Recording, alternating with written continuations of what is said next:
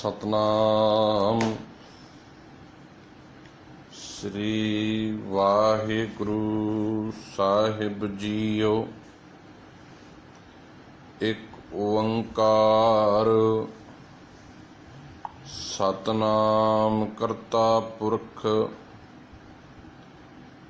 निरभौ निरवैर अकाल मूरत अजूनी सैभं गुर प्रसाद। श्री राग महला पहला। भली सरी जे उबरी हौ मैं मुई कराह। दूत लगै फिर चाकरी सतगुर का वेसाह। कल्प त्यागी बाध है सच्चा वे परवाह। सच्चा वे परवाह मन रे सच मिलै भौ जाए। भै बिन निरभौ क्यों थियै गुरमुख शब्द समाए रहाओ। केता आखण आखिए आखण तोट न होए। मंगण वाले केतड़े दाता एको सोए। जिसके जी पुराण है मन वसियै सुख होए। जिसके जिय प्राण है मन वसियै सुख होए। जग सुपना बाजी बनी खिन मह खेल खेलाए।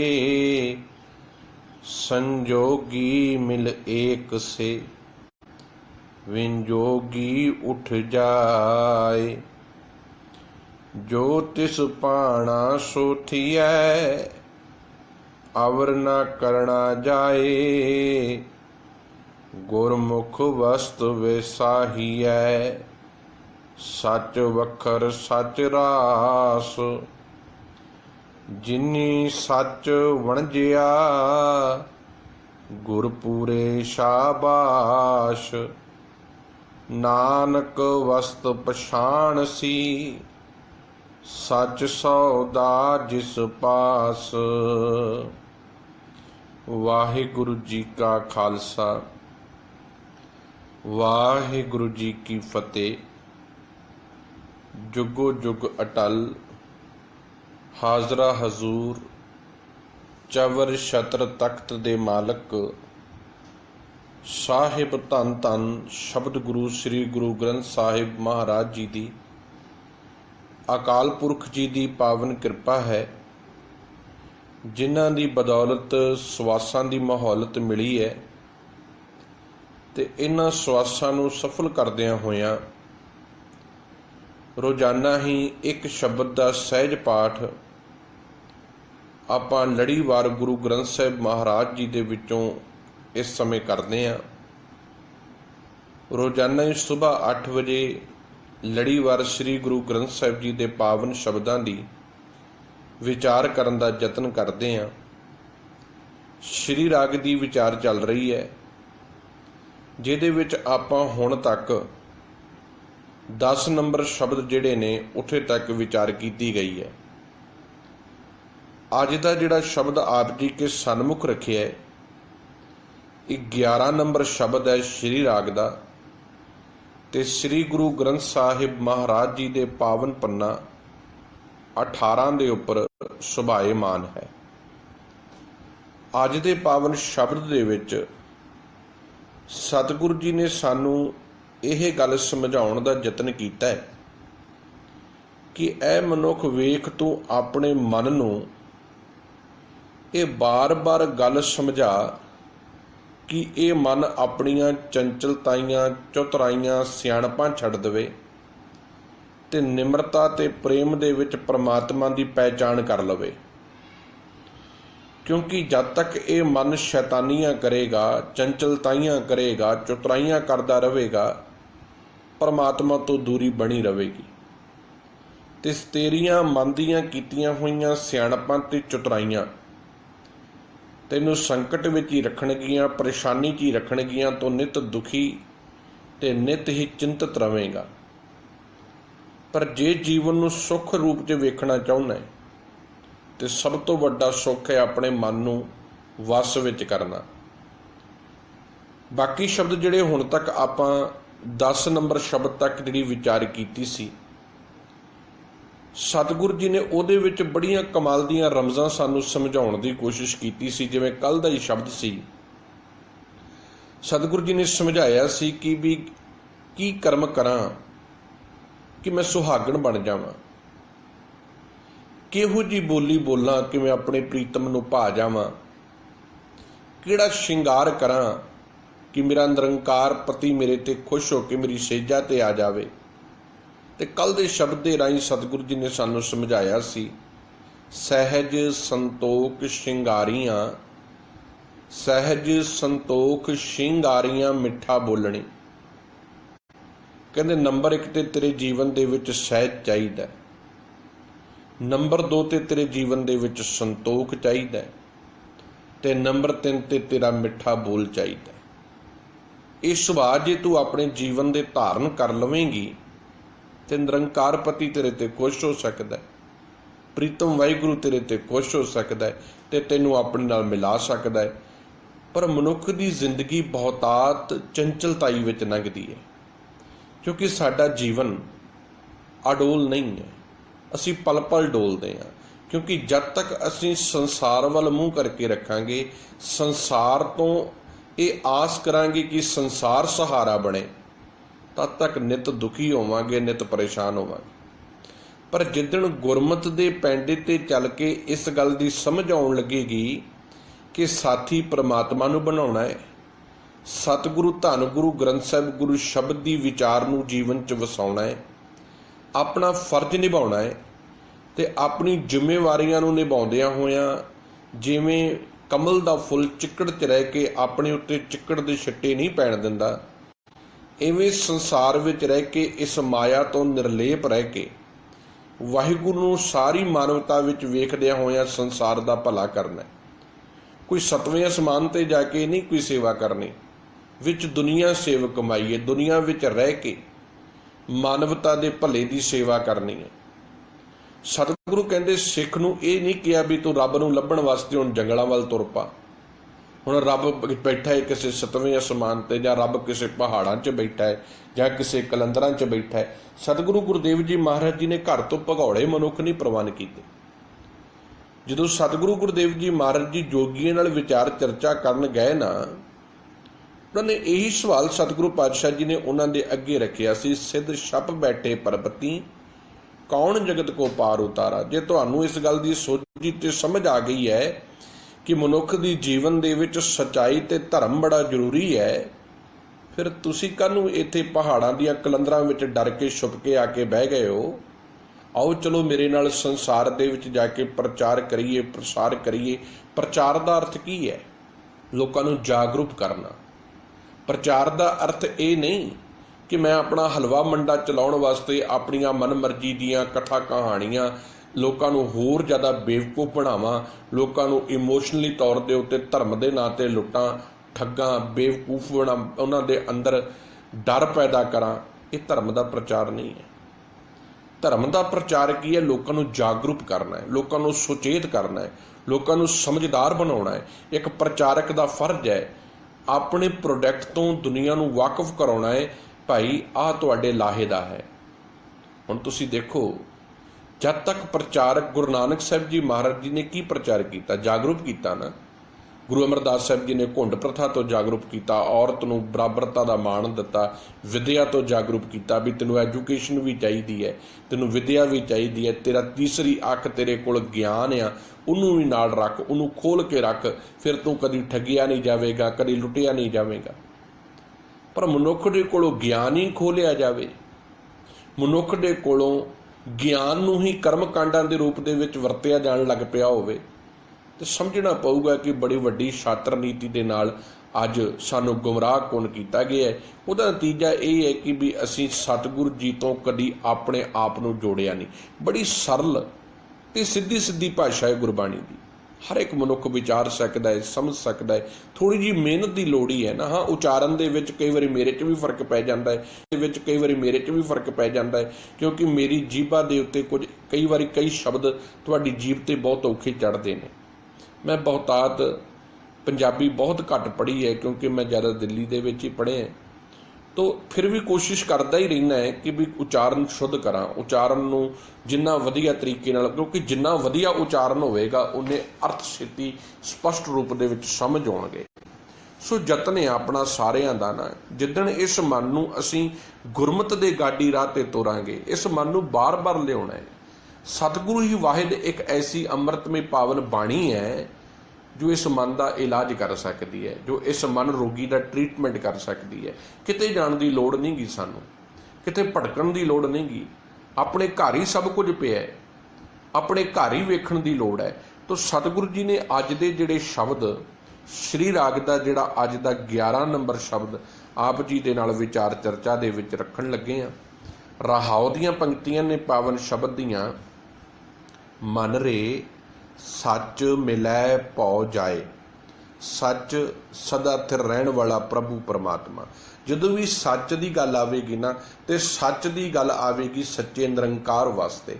इक्को एक दुनिया दे विच सच्चाई है जिहड़ी वो परमात्मा है, ते दूसरी सच्चाई है मौत, मनुख ने मरना है। सच है जीवन दे विच कि निरंकार सदीवी है, वो आद सच है, जुगाद सच है भी सच है, ते सदीवी नानक जी कहते नानक होसी पी सच, सदीवी वो सच रहेगा। मन रे हे मेरे मन सच मिलै पौ जाए। मनुख के जीवन में जिहड़े डर पए ने, बड़े डर ने साडी जिंदगी में। सब तो वड्डा डर आ मनुख नूं किते मेरे पाज ना उगड़ जाण। दूसरे नंबर ते यह डर आ मैं किते गरीब ना हो जावां। तीसरे नंबर ते यह डर आ किते मेरे अहंकार ते मेरी हौमे नूं सट ना लगे। ये बेअंत डर ने, बड़े डर ने दे जीवन च। सच की आवाज़ क्यों नहीं ये अंदरों निकलती? क्योंकि कमजोरियां ये अंदर बहुत ने, बहुत ज़्यादा कमजोरियां ने। इन्हें उन्हां कमजोरियां ने इनू डरा रखे है, क्योंकि कमजोरी ही मनुख नूं डराउंदी है। तो जिहदे अंदर डर होवेगा ना, वो सच की आवाज़ की गल किवें करेगा? जो मौत तो डरदा होवेगा, जो अपने परिवार तो डरदा होवेगा, जिहदे अंदर निक्कियां निक्कियां मोह दीआं तंदां पईआं होणगीआं, वो मनुख किवें किसी वास्ते जाके सीना डा के खलोवेगा? मैं हैरान होना। सतगुरु साहिबान ने, गुरु साहिबान ने मोह दीआं ये तंदां तोड़ दित्तियां। इसे करके ते जाके मौत दा कफन सिर ते बन के बाबर नूं जाबर कहण दी हिम्मत गुरु नानक साहिब जी ने कीती। धन गुरु अंगद देव जी महाराज जी हमायूं नूं कहंदे ने, कहंदे तेरी तलवार शेरशाह सूरी वेले कित्थे सी? ये तो सच ही वही कह सकदा जिहदे अंदर सच दा मोह दीआं तंदां नहीं गईआं।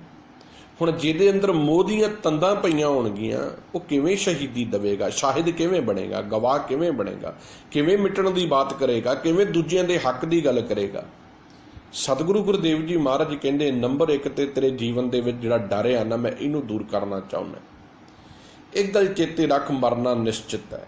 मरना है, अज मर जीए, कल मर जीए, मरना है। तो जे मरना ही निश्चित है, फिर क्यों ना सच वास्ते मरिया जाए, समर्पण होकर मरिया जाए। नित दी आत्मिक मौत मरन की बजाए, नित जमीर नूं मारन की बजाए, नित निके निके मोह दीआं कमजोरियां दे विच मरन की बजाए, क्यों ना सच वास्ते जीविया जाए, सच वास्ते समर्पण होया जाए। ये सच वास्ते जिउना, ऐसा जिउना है बड़ा आनंद ते खेड़े दा है। बाबा बंदा सिंह बहादुर बड़ा खुश है। मौत सामने खलोती है, तो फ्रक्शीयर दे अखां दे विच एक डर है। वो डर यह है, जे अज बंदा सिंह बहादुर ना झुकिया तो दुनिया ने मेरे उत्ते तोए तोए करना है कि यह फ्रक्शीयर तेरे वड्डे वड्डे तसीहे भी बंदा सिंह बहादुर नूं झुका ना सके। होया इवें हुण बार बार फ्रक्शीयर हर एक मोह दी हर एक कमजोरी ते वार करके वेखना चाहुंदा है कि शायद बंदा सिंह बहादुर की कमजोरी उहदा पुत्र अजय सिंह होवेगा। अजय सिंह नूं भी वड टोक के छोटे छोटे टुकड़े कर दिंदा है, पर बंदा सिंह बहादुर तां भी मुस्कुराउंदा है। ਤਾਂ ਵੀ ਹੱਸਦਾ ਹੈ। ਇਹ ਹੈ ਅਡੋਲਤਾ, ਇਹ ਹੈ ਨਿਡਰਤਾ, ਇਹ ਹੈ ਹਿਰਦੇ ਦੇ ਵਿੱਚ ਇੰਨੀ ਪਵਿੱਤਰਤਾ। ਇਹ ਮੌਤ ਹੈ ਪਰ ਉਸ ਮੌਤ ਦਾ ਡਰ ਨਹੀਂ ਹੈ। ਇਹ ਕਿੱਦਣ ਅਵਸਥਾ ਬਣਦੀ ਹੈ? ਜਿੱਦਣ ਗੁਰਬਾਣੀ ਪ੍ਰੈਕਟੀਕਲ ਤੌਰ 'ਤੇ ਪ੍ਰੈਕਟਿਸ ਕਰਦਿਆਂ ਗੁਰਮਤਿ ਗੁਰੂ ਸ਼ਬਦ ਨੂੰ ਸਮਝਦਿਆਂ ਅਸੀਂ ਨਿੱਕੀਆਂ ਨਿੱਕੀਆਂ ਆਪਣੇ ਉੱਤੇ ਮਿਹਨਤਾਂ ਕਰਦੇ ਹਾਂ। ਨਿੱਕੀਆਂ ਚੀਜ਼ਾਂ ਦੇ ਉੱਪਰ ਮਿਹਨਤ ਕਰਨ ਦੀ ਲੋੜ ਹੈ, ਆਪਣੇ ਆਪ ਉੱਤੇ ਮਿਹਨਤ ਕਰਨ ਦੀ ਲੋੜ ਹੈ। ਜਿੱਦਣ ਅਸੀਂ ਆਪਣੇ ਸੁਭਾਵਾਂ 'ਤੇ ਮਿਹਨਤ ਕਰਨ ਲੱਗ ਪਵਾਂਗੇ, ਮੈਨੂੰ ਨਾ ਇੱਥੇ ਕ੍ਰੋਧ ਬੜਾ ਆਉਂਦਾ ਹੈ, ਕਈ ਵਾਰੀ ਮੈਨੂੰ ਹੰਕਾਰ ਆ ਜਾਂਦਾ ਹੈ, ਇੱਥੇ ਮੇਰਾ ਲਾਲਚ ਹੈ। ਇੱਥੋਂ ਨਿੱਕੀਆਂ ਚੀਜ਼ਾਂ 'ਤੇ ਜਦੋਂ ਮਿਹਨਤ ਕਰਨੀ ਸ਼ੁਰੂ ਕਰਾਂਗੇ ਨਾ, ਹੌਲੀ ਹੌਲੀ ਜੀਵਨ ਵਿੱਚ ਬਦਲਾਵ ਆਉਣਾ ਸ਼ੁਰੂ ਹੋਵੇਗਾ। ਬਦਲਦਾ ਜੀਵਨ ਹੀ ਸੱਚ ਦੇ ਰਸਤੇ ਦਾ ਪਾਂਧੀ ਬਣਦਾ ਹੈ। ਬਦਲਦਾ ਨਿਰਮਲ ਜੀਵਨ ਹੀ ਲਹਿਰਾਂ ਦਾ ਪਾਂਧੀ ਬਣਦਾ ਹੈ। ਤੋ ਸਭ ਕਹਿੰਦੇ ਮਨ ਰੇ ਸੱਚ ਮਿਲੇ ਪਹੁ ਜਾਏ। ਹੇ ਮੇਰੇ ਮਨ, ਜਦੋਂ ਤੂੰ ਸਦਾ ਸਥਿਰ ਰਹਿਣ ਵਾਲੇ ਪਰਮਾਤਮਾ ਦੇ ਨਾਲ ਸਾਂਝ ਪਾਵੇਂਗਾ, ਪਰਿਪੂਰਨ ਪਰਮਾਤਮਾ ਨੂੰ ਹਾਜ਼ਰ ਨਾਜ਼ਰ ਜਾਣ ਲਵੇਂਗਾ, ਤੇ ਚੇਤਾ ਰੱਖੀ ਤਾਂ ਕੀ ਹੋਵੇਗਾ? ਮਨ ਰੇ ਸੱਚ ਮਿਲੇ ਪਹੁ ਜਾਏ, ਤਾਂ ਦੁਨੀਆ ਦਾ ਡਰ ਸਹਿਮ ਤੇਰੇ ਜੀਵਨ ਵਿੱਚੋਂ ਦੂਰ ਹੋ ਜਾਵੇਗਾ। ਹੁਣ ਕੋਈ ਡਰ ਨਹੀਂ ਹੈ ਲੋਕੀ ਕੀ ਕਹਿਣਗੇ, ਹੁਣ ਕੋਈ ਡਰ ਨਹੀਂ ਹੈ ਕਿ ਮੇਰਾ ਨੁਕਸਾਨ ਕੀ ਹੋਵੇਗਾ। ਹੁਣ ਸਾਰੇ ਡਰ, ਸਾਰੇ ਸਹਿਮ ਜੀਵਨ ਚੋਂ ਦੂਰ ਹੋ ਗਏ ਨੇ। ਅਗਲੀ ਗੱਲ, ਭੈ ਬਿਨ ਨਿਰਭਉ ਕਿਉ ਥੀਐ, ਗੁਰਮੁਖ ਸ਼ਬਦ ਸਮਾਏ ਰਹਾਓ। ਭੈ ਬਿਨ, ਨਿਰਮਲ ਡਰ ਤੋਂ ਬਿਨਾਂ।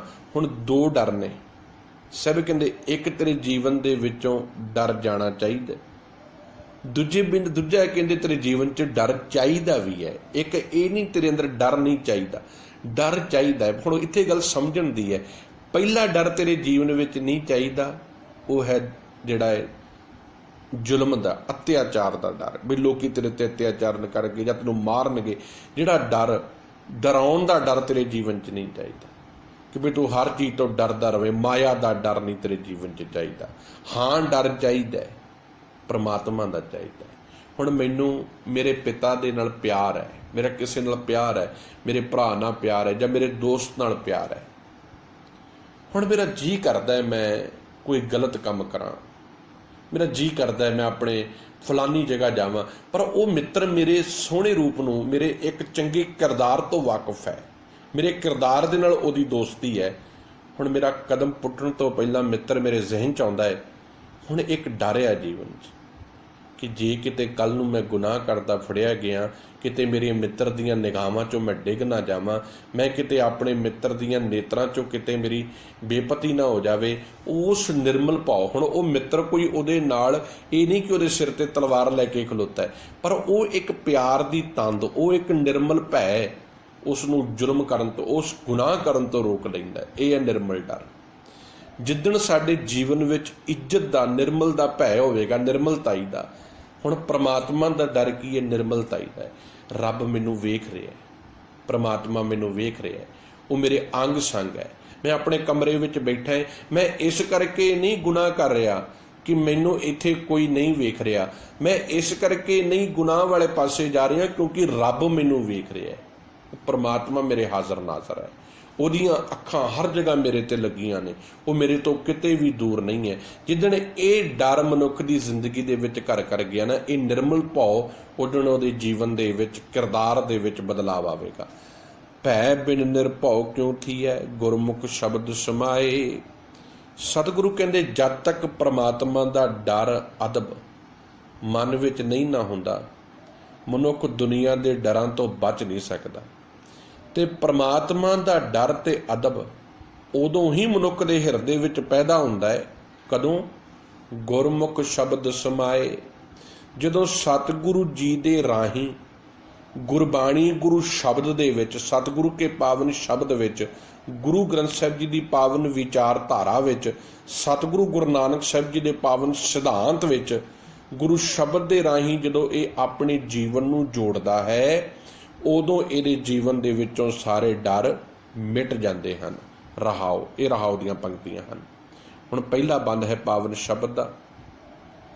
ਸ਼੍ਰੀ ਰਾਗ ਮਹਿਲਾ ਪਹਿਲਾ। ਭਲੀ ਸਰੀ ਜੇ ਉਬਰੀ, ਹਉਮੈ ਮੂਈ ਕਰਾਹਾ। ਹਉਮੈ ਮੂਈ ਕਰਾ। ਸਰੀ ਸਰੀ ਦਾ ਅਰਥ ਹੈ ਫੱਬ ਗਈ, ਉਭਰੀ, ਬਚ ਗਈ। ਘਰਾ, ਘਰ ਤੋਂ, ਹਿਰਦੇ ਵਿੱਚੋਂ ਭਾਵ।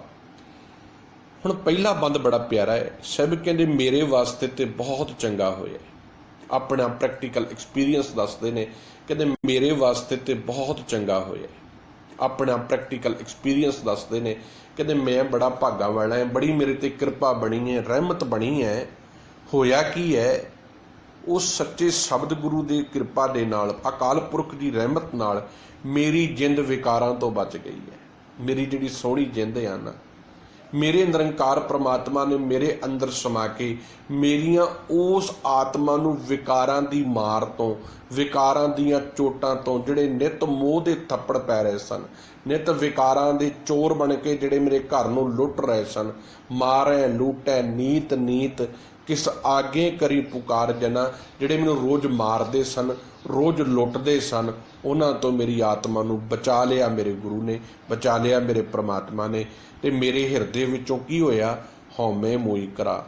ਘਰਾ ਦਾ ਅਰਥ ਹੈ ਹਿਰਦਾ ਘਰ। ਮੇਰੇ ਹਿਰਦੇ ਘਰ ਦੇ ਵਿੱਚੋਂ ਜਿਹੜੀ ਮੈਂ ਸੀ, ਹਉਮੈ ਸੀ, ਹਰ ਵਕਤ ਆਪਣੇ ਹੰਕਾਰ ਵਿੱਚ ਰਹਿਣ ਦੀ ਬਿਰਤੀ ਸੀ, ਉਹ ਮੇਰੇ ਗੁਰੂ ਜੀ ਨੇ ਖਤਮ ਕਰ ਦਿੱਤੀ ਹੈ। ਹੁਣ ਜੀਵਨ ਨਿਮਰਤਾ ਵਿੱਚ ਹੈ। ਦੂਤ ਲਗੇ ਫਿਰ ਚਾਕਰੀ, ਸਤਿਗੁਰੂ ਕਾ ਵਿਸਾਹਾ। ਵਿਸਾਹ ਦਾ ਅਰਥ ਹੁੰਦਾ ਭਰੋਸਾ। ਕਹਿੰਦੇ ਮੈਨੂੰ ਆਪਣੇ ਗੁਰੂ ਦੇ ਉੱਤੇ ਹੁਣ ਪੂਰਨ ਭਰੋਸਾ ਹੈ। ਮੇਰਾ ਸਤਿਗੁਰੂ ਮੇਰੇ ਨਾਲ ਹੈ, ਗੁਰੂ ਮੇਰੇ ਸੰਗ ਸਦਾ ਹੈ ਨਾਲੇ।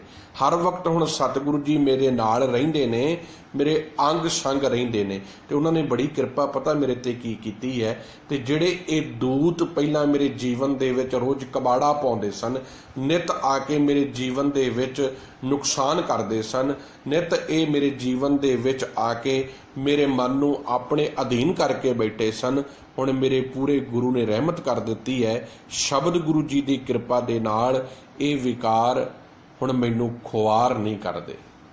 ਹੁਣ ਮੈਨੂੰ ਸਮਝ ਪੈ ਗਈ ਹੈ ਗੁਰਬਾਣੀ ਦੀ ਵਿਚਾਰ ਦੇ ਰਾਹੀਂ, ਸ਼ਬਦ ਦੀ ਸਮਝ ਦੇ ਰਾਹੀਂ, ਸਤਿਗੁਰ ਦੀ ਰਹਿਮਤ ਨਾਲ ਇਹਨਾਂ ਨੂੰ ਕਿਵੇਂ ਵਸ ਕਰਨਾ ਹੈ। ਮੇਰੇ ਸਤਿਗੁਰ ਨੇ ਸਗੋਂ ਮੇਰੇ ਤੇ ਇੰਨੀ ਕਿਰਪਾ ਕੀਤੀ ਹੈ ਕਿ ਮੈਨੂੰ ਤਰੀਕਾ ਤੇ ਜੁਗਤੀ ਸਮਝਾ ਦਿੱਤੀ ਹੈ। ਸਤਿਗੁਰੂ ਕਾ ਵਿਸਾਹਾ, ਦੂਤ ਲੱਗੇ ਫਿਰ ਚਾਕਰੀ। ਮੇਰੇ ਸਤਿਗੁਰ ਤੇ ਮੈਨੂੰ ਭਰੋਸਾ ਤੇ ਗੁਰੂ ਤੇ ਵਿਸ਼ਵਾਸ ਹੈ, ਤੇ ਮੇਰੇ ਸਤਿਗੁਰ ਨੇ ਮੇਰੇ ਤੇ ਕਿਰਪਾ ਕਰਕੇ ਮੈਨੂੰ ਇਹ ਜੁਗਤੀ ਦੱਸ ਦਿੱਤੀ ਹੈ ਕਿਵੇਂ ਇਹਨਾਂ ਵਿਕਾਰਾਂ ਰੂਪੀ ਦੂਤਾਂ ਨੂੰ ਵਸ ਵਿੱਚ ਰੱਖਣਾ ਹੈ। ਕਲਪ ਤਿਆਗੀ ਬਾਦ ਹੈ, ਸੱਚਾ ਵੇ ਪ੍ਰਵਾਹ। ਕਲਪ ਦਾ ਅਰਥ ਹੈ ਕਲਪਨਾ, ਬਾਦ ਦਾ ਅਰਥ ਹੈ ਵਿਅਰਥ। ਸਦਾ ਸਥਿਰ ਰਹਿਣ ਵਾਲਾ ਜਿਹੜਾ ਪਰਿਪੂਰਨ ਪਰਮਾਤਮਾ ਹੈ ਨਾ, ਉਹ ਬੇਪਰਵਾਹ ਹੈ, ਉਹਨੂੰ ਕਿਸੇ ਦੀ ਪਰਵਾਹ ਨਹੀਂ।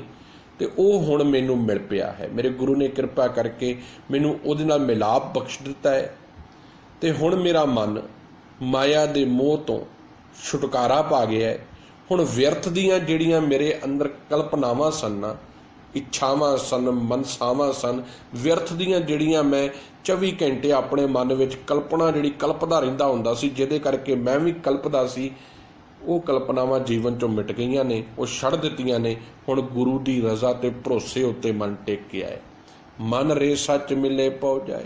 ਫਿਰ ਹੇ ਮੇਰੇ ਮਨ, ਜਦੋਂ ਐਸਾ ਸੱਚਾ ਨਿਰੰਕਾਰ ਪ੍ਰਮਾਤਮਾ ਜੀਵਨ ਵਿੱਚ ਮਿਲ ਜਾਂਦਾ ਹੈ ਤੇ ਸਾਰੇ ਦੁਨੀਆ ਦੇ ਡਰ ਜੀਵਨ ਚੋਂ ਦੂਰ ਹੋ ਜਾਂਦੇ ਨੇ।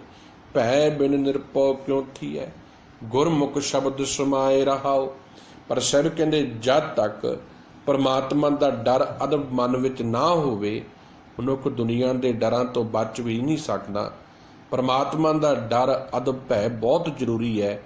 ਤਾਂ ਹੀ ਸਤਿਗੁਰੂ ਗੁਰੂ ਸ਼ਬਦ ਦੇ ਰਾਹੀਂ ਮਨੁੱਖ ਦੇ ਜੀਵਨ ਵਿੱਚ ਸੱਚ ਦੀ ਸਮੋਈ ਹੁੰਦੀ ਹੈ। ਤੇ ਇਹ ਡਰ ਅਦਬ ਗੁਰਬਾਣੀ ਦੀ ਵਿਚਾਰ ਤੋਂ ਮਨੁੱਖ ਦੀ ਸਮਝ ਵਿੱਚ ਆਉਂਦਾ ਹੈ। ਰਹਾਓ। ਅਗਲੀਆਂ ਪੰਕਤੀਆਂ ਨੇ। ਦੂਸਰਾ ਬੰਦ ਹੈ ਸ਼ਬਦ ਦਾ। ਕੇਤਾ ਆਖਣ ਆਖੀਐ, ਆਖਣ ਤੋਟ ਨਾ ਹੋਏ। ਦੁਨੀਆ ਵਾਲੀ ਮੰਗ ਕਿਤਨੀ ਹੀ ਮੰਗੀਏ। ਕੇਤੇ ਆਖਣ ਆਖੀਏ ਦਾ ਅਰਥ ਹੈ ਕਿੰਨੀਆਂ ਵੀ ਮੰਗਾਂ ਮੰਗੀ। ਸਤਿਗੁਰੂ ਕਹਿੰਦੇ ਮਨੁੱਖ ਦੁਨੀਆ ਦੇ ਪਦਾਰਥਾਂ ਵਾਲੀਆਂ ਕਿਤਨੀਆਂ ਵੀ ਮੰਗਾਂ ਮੰਗਦਾ ਰਵੇ, ਮੰਗ ਮੰਗਣ ਵਿੱਚ ਕਮੀ ਨਹੀਂ ਹੁੰਦੀ। ਭਾਵ ਦੁਨੀਆ ਦੀ ਮੰਗ ਨਾ ਕਦੀ ਮੁੱਕੀ ਹੈ ਤੇ ਨਾ ਕਦੀ ਮੁੱਕਣੀ ਹੈ। ਡਿਜ਼ਾਇਰਸ ਵੀ ਕਦੀ ਕਿਸੇ ਦੀ, ਕਲਪਨਾਵਾਂ ਵੀ ਕਦੀ ਮੁੱਕੀਆਂ ਨੇ। ਸਭ ਕਹਿੰਦੇ ਜਿੰਨੀ ਵਾਰੀ ਮਨੁੱਖ ਆਖਦਾ ਹੈ, ਜਿੰਨੀ ਵਾਰੀ ਮੰਗਦਾ ਹੈ, ਜਿੰਨੀ ਵਾਰੀ ਪਦਾਰਥਾਂ ਦੀ ਮੰਗ ਕਰਦਾ ਹੈ, ਭੁੱਖ ਉਨੀ ਹੋਰ ਵੱਧਦੀ ਜਾਂਦੀ ਹੈ, ਇਹ ਮਿਟਦੀ ਨਹੀਂ। ਕੇਤਾ ਆਖਣ ਆਖੀ ਹੈ, ਆਖਣ ਟੋਟ ਨਾ ਹੋਏ। ਜਿੰਨਾ ਮਰਜ਼ੀ ਮੰਗੀ ਜਾਵੇ ਪਰ ਮਨੁੱਖ ਦੀਆਂ ਮੰਗਾਂ ਨਹੀਂ ਮੁਕੰਮਲ ਹੁੰਦੀਆਂ। ਮੰਗਣ ਵਾਲੇ ਕੇਤੜੇ। ਸਤਿਗੁਰੂ ਕਹਿੰਦੇ ਕਿੰਨੀਆਂ ਕਤਾਰਾਂ ਲੱਗੀਆਂ ਪਈਆਂ ਨੇ ਮੰਗਣ ਵਾਲਿਆਂ ਦੀਆਂ। ਹਰ ਕੋਈ ਮੰਗ ਕਰ ਰਿਹਾ, ਮੈਨੂੰ ਆਹ ਚਾਹੀਦਾ ਹੈ, ਆਹ ਚਾਹੀਦਾ ਹੈ, ਪਰ ਦਾਤਾ ਏਕੋ ਸੋਏ। ਪਰ ਦੇਣ ਵਾਲਾ ਦਾਤਾ ਤੇ ਇੱਕ ਹੀ ਹੈ ਨਾ, ਉਹ ਦਾਤਾਰ ਇੱਕ ਆ, ਉਹਦੇ ਵਰਗੇ ਹੋਰ ਕੋਈ ਨਹੀਂ। ਇਸੇ ਕਰਕੇ ਉਹ ਇੱਕ ਹੀ ਦਾਤਾ ਹੈ ਜਿਹਦੇ ਕੋਲੋਂ ਸਾਰੇ ਜੀਵ ਮੰਗਤਿਆਂ ਵਾਂਗੂ ਮੰਗ ਰਹੇ ਨੇ। ਜਿਸ ਕੇ ਜੀ ਪ੍ਰਾਣ ਹੈ ਮਨ ਵਸਿਐ ਸੁਖ ਹੋਏ। ਜਿਸ ਪ੍ਰਮਾਤਮਾ ਨੇ ਜਿੰਦ ਦਿੱਤੀ ਹੈ, ਪ੍ਰਾਣ ਦਿੱਤੇ ਹੋਏ ਹਨ, ਜੇ ਉਹ ਮਨੁੱਖ ਦੇ ਹਿਰਦੇ ਵਿੱਚ ਵਸ ਜਾਵੇ, ਜੇ ਮਨੁੱਖ ਮਾਇਆ ਦੇ ਲਾਲਚ ਨੂੰ ਕੱਢ ਕੇ ਪਰਮਾਤਮਾ ਨੂੰ ਆਪਣੇ ਜੀਵਨ ਵਿੱਚ ਵਸਦਾ ਨਜ਼ਰ ਆ ਜਾਵੇ, ਤੇ ਮਨੁੱਖ ਸੁਖੀ ਹੋ ਸਕਦਾ ਹੈ, ਉਸ ਨੂੰ ਤਮਾਮ ਸੁੱਖ ਮਿਲ ਸਕਦੇ ਹਨ। ਹੁਣ ਅਗਲਾ ਬੰਦ ਹੈ ਤੀਸਰਾ। ਸਭ ਕਹਿੰਦੇ ਜਗ ਸੁਪਨਾ ਬਾਜੀ ਬਣੀ, ਖਿਨ ਮਹਿ ਖੇਲ ਖੇਲਾਏ। ਕਹਿੰਦੇ ਬਾਜੀ ਦਾ ਅਰਥ ਹੈ ਖੇਡ, ਜਗ ਦਾ ਅਰਥ ਹੈ ਜਗਤ, ਸੁਪਨਾ ਸਵਪਨ, ਬਾਜੀ ਖੇਡ, ਖੇਲ ਖੇਲਾਏ, ਖੇਡ ਖਿਡਾ ਦਿੰਦਾ ਹੈ, ਖੇਡ ਮੁਕਾ ਦਿੰਦਾ ਹੈ। ਸਭ ਕਹਿੰਦੇ ਜਗਤ ਮਨ ਨੂੰ ਇੱਕ ਸੁਪਨੇ ਦੀ ਨਿਆਈ ਹੈ, ਇੱਕ ਡ੍ਰੀਮ ਦੀ ਨਿਆਈ ਹੈ, ਤੇ ਜਗਤ ਇੱਕ ਖੇਡ ਬਣੀ ਹੋਈ ਹੈ। ਸਾਰਾ ਸੰਸਾਰ ਇੱਕ ਖੇਡ ਦਾ ਇੱਕ ਤਮਾਸ਼ਾ ਬਣਿਆ ਹੈ, ਤੇ ਜੀਵ ਇੱਕ ਇੱਕ ਖਿੰਨ ਵਿੱਚ ਜ਼ਿੰਦਗੀ ਦੀ ਖੇਡ ਖੇਡ ਕੇ ਇੱਥੇ ਚਾਲਾਂ 'ਚ ਚੱਲ ਕੇ ਨਿਤ ਇਸ ਖੇਡ ਦਾ ਤਮਾਸ਼ਾ ਬਣ ਕੇ ਆਖਰ ਇੱਕ ਦਿਨ ਇਸ ਦੁਨੀਆ ਤੋਂ ਚਲਾ ਜਾਂਦਾ ਹੈ। ਸੰਜੋਗੀ ਮਿਲ ਏਕ ਸੇ ਵਿੰਜੋਗੀ ਉੱਠ ਜਾਏ। ਸਤਿਗੁਰੂ ਦੀ ਰਹਿਮਤ ਨਾਲ, ਗੁਰੂ ਸ਼ਬਦ ਦੀ ਵਿਚਾਰ ਦੇ ਨਾਲ ਸੱਚਾ ਗੁਰੂ ਗੁਰਸਿੱਖ ਦਾ ਸੰਜੋਗ ਪ੍ਰਮਾਤਮਾ ਨਾਲ ਨਿਭਾ ਦਿੰਦਾ ਹੈ। ਗੁਰਬਾਣੀ ਗੁਰੂ ਸ਼ਬਦ ਦੀ ਵਿਚਾਰ ਵਿੱਚੋਂ ਨਿਰੰਕਾਰ ਦਿਸਣ ਲੱਗ ਪੈਂਦਾ ਤੇ ਮਨੁੱਖ ਪ੍ਰਮਾਤਮਾ ਦਾ ਖੋਜੀ ਬਣ ਜਾਂਦਾ ਹੈ। ਤੇ ਸੰਜੋਗ ਦੇ ਨਾਲ, ਸੰਜੋਗ ਦਾ ਅਰਥ ਹੁੰਦਾ ਮਿਲਾਪ ਕਰਵਾ ਦਿੰਦਾ ਹੈ ਸੱਚਾ ਗੁਰਬਾਣੀ ਦੇ ਰਾਹੀਂ, ਸ਼ਬਦ ਦੀ ਵਿਚਾਰ ਰਾਹੀਂ। ਜਦੋਂ ਮਨੁੱਖ ਆਪਣੇ ਜੀਵਨ ਨੂੰ ਨਿਰਮਲ ਕਰਦਾ ਹੈ ਤੇ ਪ੍ਰਾਣੀ ਇੱਕ ਦਿਨ ਪ੍ਰਮਾਤਮਾ ਨਾਲ ਲੀਨ ਹੋ ਜਾਂਦਾ ਹੈ। ਵਿਜੋਗ ਤੇ ਜਿਹੜੇ ਮਨੁੱਖ ਪ੍ਰਮਾਤਮਾ ਦੇ ਹੁਕਮ ਤੋਂ ਪਰੇ ਰਹਿੰਦੇ ਹਨ, ਰਜ਼ਾ 'ਚ ਨਹੀਂ ਤੁਰਦੇ, ਵਿੰਜੋਗੀ ਉੱਠ ਜਾਏ, ਤੇ ਵਿਜੋਗ ਦੇ ਵਿੱਚ, ਵਿਛੋੜੇ ਦੇ ਵਿੱਚ ਇੱਕ ਦਿਨ ਇੱਥੋਂ ਤੁਰ ਜਾਂਦੇ ਹਨ। ਜੋ ਤਿਸ ਭਾਣਾ ਸੋਥੀਐ ਆਵਰ ਨ ਕਰਨਾ ਜਾਏ। ਸਭ ਕਹਿੰਦੇ ਗੱਲ ਪਤਾ ਕੀ ਹੈ, ਜੋ ਪ੍ਰਮਾਤਮਾ ਨੂੰ ਜਿਹਨੂੰ ਚੰਗਾ ਲੱਗਦਾ ਹੈ ਨਾ, ਉਹੀ ਹੁੰਦਾ ਹੈ, ਤੇ ਸਾਡਾ ਫਰਜ਼ ਬਣਦਾ ਹੈ ਅਸੀਂ ਉਹਦੀ ਰਜ਼ਾ ਤੇ ਭਾਣੇ ਵਿੱਚ ਤੁਰੀਏ, ਉਸ ਤੋਂ ਉਲਟ ਕੁਝ ਨਾ ਕੀਤਾ ਜਾਵੇ, ਕਿਉਂਕਿ ਉਹਦੇ ਹੁਕਮ ਤੋਂ ਬਾਹਰ ਨਹੀਂ ਜਾਣਾ ਚਾਹੀਦਾ। ਹੁਕਮੈ ਅੰਦਰ ਸਭ ਕੋ ਬਾਹਰ ਹੁਕਮ ਨਾ ਕੋਏ, ਨਾਨਕ ਹੁਕਮੈ ਜੇ ਬੁਝੈ ਤਾਂ ਹਉਮੈ ਕਹਿ ਨਾ ਕੋਏ। ਆਖਰੀ ਬੰਦ ਹੈ ਪਾਵਨ ਸ਼ਬਦ ਦਾ। ਗੁਰਮੁਖ ਵਸਤ ਵੇ ਸਾਹੀ ਹੈ, ਸੱਚ ਵਖਰ ਸੱਚ ਰਾਸ। ਵੇ ਸਾਹੀ ਹੈ, ਵਿਹਾਜਦੀ ਹੈ, ਵਖਰ ਦਾ ਅਰਥ ਸੌਦਾ, ਰਾਸ ਪੂੰਜੀ। ਸਦਾ ਸਥਿਰ ਰਹਿਣ ਵਾਲਾ, ਜਿਹੜਾ ਸਦਾ ਅਟਲ ਰਹਿਣ ਵਾਲਾ ਜਿਹੜਾ ਪ੍ਰਭੂ ਪਰਮਾਤਮਾ ਹੈ ਨਾ, ਉਹਦਾ ਨਾਮ ਹੀ ਅਸਲੀ ਜ਼ਿੰਦਗੀ ਦਾ ਸੌਦਾ ਹੈ। ਉਹਦੇ ਹੁਕਮ ਦੇ ਵਿੱਚ ਟਿਕਣਾ ਹੀ ਅਸਲੀ ਜ਼ਿੰਦਗੀ ਦਾ ਵਪਾਰ ਹੈ।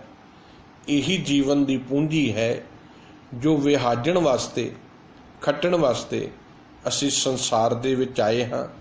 ਤੇ ਇਹ ਸੌਦਾ ਮਿਲਣਾ ਹੈ ਸੱਚੇ ਗੁਰੂ ਦੇ ਰਾਹੀਂ, ਗੁਰੂ ਸ਼ਬਦ ਦੀ ਵਿਚਾਰ ਦੇ ਰਾਹੀਂ, ਗੁਰਮਤ ਦੀ ਸਮਝ ਦੇ ਰਾਹੀਂ।